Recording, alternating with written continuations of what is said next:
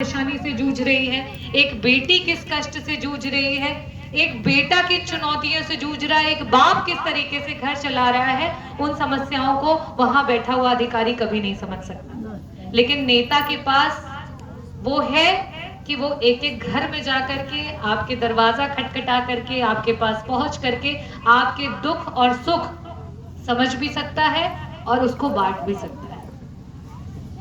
अगर हम बात करें योगापुर और ताजुद्दीनपुर, देश आपको भी पता है, कुछ स्कूल गई होंगी महिलाएं, कुछ नहीं गई होंगी। कितनी है इसमें जो स्कूल गई हुई महिलाएं हैं, जो थोड़ा बहुत पढ़ी लिखी महिलाएं हैं। बहुत गर्व की बात है कि 50% महिलाएं हैं जो यहाँ पढ़ी लिखी हैं, बहुत अच्छी बात है। तो आप सबको पता होगा कि देश को जो है अंग्रेजों ने घेर लिया था, करीब कई सालों तक देश गुलाम रहा। पता है कि नहीं पता है? पता है, पता है। और जब देश गुलाम था तो वहां सिर्फ पुरुष नहीं लड़ रहे थे देश को आजाद कराने, आपकी जैसी और मैं कहूंगी आपके परिवार की ऐसी कई सारी महिलाएं थी, लड़कियां थी, बेटियां थी, बहुएं थी जो लड़ रही थी, अपनी लड़ाई लड़ रही थी कि किस तरीके से हम अपने परिवार को आजादी दिलाएं, अपने देश को आजादी दिलाएं। देश आजाद हुआ, आज 75 से भी ज्यादा वर्ष होने को आ गए हैं, लेकिन हम अगर दो गांव की बात करें, यहाँ का परिसीमन ही नहीं हो पाया, यहाँ किसी की नजर ही नहीं पड़ पाई। ना ये सुतिए रहे। और क्यों नहीं पड़ पाई? क्योंकि महिलाएं अपने आप को अपने चार दीवारी और कमरे और दहलीज के अंदर बांध के तो रखती हैं, अपना दिमाग भी बांध करके रखती हैं। उन्हें लगता है ये मुझसे हो ही नहीं पाएगा, मैं कर ही नहीं सकती।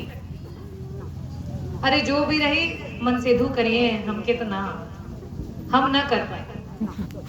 जब एक बेटी जन्म लेती है तो बाप के अधीन हो जाती है, थोड़ी सी बड़ी होती है तो भाई के अधीन हो जाती है, शादी होती है पति और ससुराल के अधीन हो जाती है, और जब बूढ़ी हो जाती है तो बेटे के अधीन हो जाती है। जितनी जिंदगी आप जीती हैं उतना ही एक पुरुष भी जीता है, लेकिन आप हमेशा किसी के सहारे जी रहे हैं। ठीक है, हमारा समय है, हम सहारे जी लिए। क्या हम चाहते हैं हमारी बच्चियां भी जीवन भर सहारे ही जिए?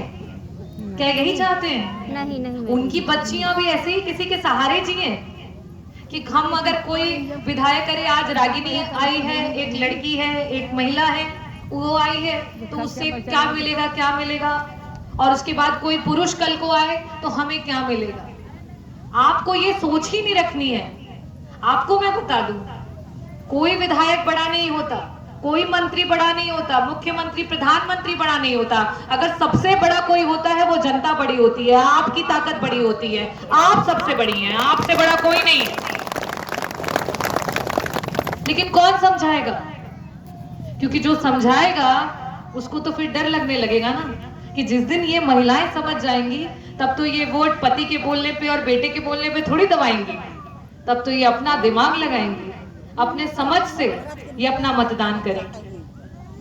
आप अभी बहुत सारे लोगों ने बोला कि कोई विधायक नहीं आता है जीतने के बाद, और ऐसे गांव में तो बिल्कुल नहीं आता है जहां कोई काम ही नहीं किया है। क्या काम गिनवाएगा? और मैं कोई झूठ भी नहीं कहूंगी कि मैं विधायक हूं तो मैं ये कर दूंगी, वो कर दूंगी, मेरे पास जादू का छड़ी है, मैं ऐसे घुमाऊंगी और यहाँ पे मैं इतना विकास कर दूंगी, क्योंकि मुझे भी पता है कि झूठ बोलने से कुछ नहीं मिलता है। लेकिन मेरा कहने का मतलब है, आगे जो आने वाली लड़ाई है उसमें आपको अपने विधायक के साथ खड़े होना पड़ेगा। जब आप मेरे साथ खड़ी होंगी तब मैं यहाँ पे कुछ कर पाऊंगी। आज तक किसी ने सरकार से एक सवाल भी नहीं पूछा था कि इन दो गांवों की आज तक परिसीमन क्यों नहीं हुआ है, आज तक इन गांवों को चिन्हित करके इन पे क्यों नहीं काम किया गया। पहली बार आपके विधायक ने लेटर भेजा और सरकार से जवाब आया है कि इसको जल्द से जल्द करवाएंगे। 2026 और 2027 तक का समय मांगा है चकबंदी के लिए, कि चकबंदी यहाँ पे नहीं हुई, और इसके लिए सरकार ने 2000 जब तक चकबंदी नहीं होगी तब तक सड़कें नहीं बन पाएंगी, जब तक सड़कें नहीं बन पाएंगी तब तक यहाँ कोई काम नहीं हो सकता, कोई व्यापार नहीं हो सकता। तो सबसे बड़ी लड़ाई तो हमारी पहले है चकबंदी की। डीएम साहब से बात हुई, यहाँ तक कि मंत्री से बात हुई, सबसे बात हुई, लेकिन अभी भी टाला मटोली चल रही है। कि 26 में कर देंगे, 27 में कर देंगे, इस तरीके की बातें चल रही। मेरा आप लोगों को बुलाने का उद्देश्य ही यही है कि जब आप अपनी ताकत समझेंगी, आप समझेंगी कि आपके हाथ में कितनी बड़ी ताकत है, तब आपसे आगे वाला व्यक्ति डरेगा। जब आप किसी से डरेंगी, सहमी रहेंगी, अपनी ताकत ही नहीं जानेंगी, तो कोई आपसे ना डरेगा ना आपको पूछेगा। ये इतनी बड़ी ग्राम सभा है कि दोनों ग्राम सभाएं मिला करके लमसम 1500 वोट सिर्फ महिलाओं का है, मात्र महिलाओं का। मैं अगर 1 लाख वोट पाई हूं तो उसमें से 50,000 वोट मात्र महिलाओं का मिला है। आपके वोट से मैं जीत करके यहाँ पे पहुंची। और बाबा साहेब ने संविधान बनाया, तो जिस समय संविधान बना रहे थे तो उस समय बात चल रही थी कि महिलाओं को अधिकार दिया जाए कि नहीं दिया जाए वोट का। बहुत सारे लोग विरोध में थे। अरे महिलाओं को क्यों आप वोट देने का अधिकार दे रहे हैं? क्या करेंगी? जो डांटेगा, जो भुड़केगा, जो पति बोलेगा, जो बाप बोलेगा, जो बेटा बोलेगा, वही बटन दबा देंगे। उनका खुद का कोई सोच थोड़ी है, उनको इतना बड़ा अधिकार क्यों दे रहे हैं? लेकिन बाबा साहेब ने कहा कि जब प्रकृति एक महिला और एक पुरुष में पक्षपात नहीं करती है, जब एक हवा चलती है तो जितना ही आपको ठंडा करती है उतना ही पुरुष को भी तो हवा देती है। जब पानी आपके लिए एक नदी और पुरुष में भेदभाव नहीं करती है तो संविधान क्यों भेदभाव करे? आपको अधिकार तो मिल गया, लेकिन आप इस्तेमाल कर रही हैं? कर रही हैं? नहीं। अपनी ताकत समझ पा रही हैं? मैं जब से जनप्रतिनिधि के रूप में हूं, कई बार अब तो मुझसे लोग नाराज भी होने लगे हैं। क्या आप महिला महिला महिला करती रहती हैं? पुरुषों को छोड़ करके जीत जाएंगी चुनाव, बस महिला महिला लेकर के।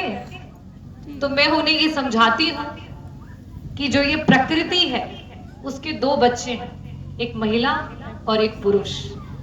महिला कहीं ना कहीं वो ऐसी बच्ची है जो पीछे रह गई है, जिसको वो पोषण नहीं मिला है। तो माँ अपने बच्चे को अगर ज्यादा दूध पिलाएगी, जिस बच्चे को पोषण नहीं मिलता है, तो ये क्या कोई पक्षपात है?